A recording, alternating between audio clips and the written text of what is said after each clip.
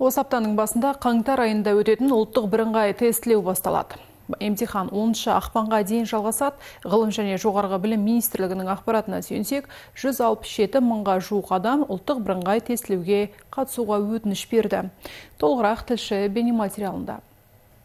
Биыл Қарағанды облысы бойынша 11 мыңнан астам оқушы 11-ші сыныпта аяқтайды. Қаңтар айындағы ұлттық бірыңғай тестілеуге 7 мыңнан астам түлек тіркелген. Тіркелу aptestcenter.kz сайты арқылы жүргізіледі. Бұл оқушылар үшін ыңғайлы дейді мамандар.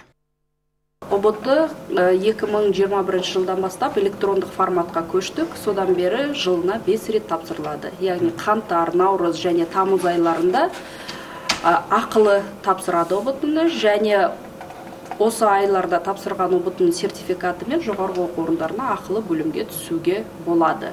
Егер гранттың конкурсына қатысамын, өз бағымды сынап көремін дейтін болса, ол міндетті түрде жазда болатын, яғни 16 мамыр мен 5 шілде аралығында өтетін ұлттық бірыңғай тестілеуге қатысу міндетті. Ұлттық бірыңғай тестілеудегі пәндердің саны өзгеріссіз, 3 міндетті және 2 түлек таңдайды. Сұрақ саны 120. Оның ішінде Қазақстан тарихынан 20 тапсырма, оқу сауаттылығынан 10, математикалық сауаттылықтан 10 тапсырма және 2 бейіндік пән бойынша 40 тапсырмадан. Ең жоғары балл 140, тестілеу уақыты 4 сағат. Бұл ретте ерекше білім беру қажеттіліктері бар балалар үшін ұсынылатын қосымша 40 минут уақыт сақталады. Бір тестіленуші, бір компьютер, 2 камера принципімен өткізіледі. Яғни әрбір тестіленушінің өзінің жеке компьютері болады. Сол орынға отырғаннан кейін бала алдыңғы камера арқылы Face ID-ді өтеді, сосын тестілеуін бастайды. Тест аяқтаған кезде де ол фронтальды камера арқылы бет әлпетін растап, тестті жапқаннан кейін балдарын өздері көреді. Және балдары олардың жеке кабинетінде.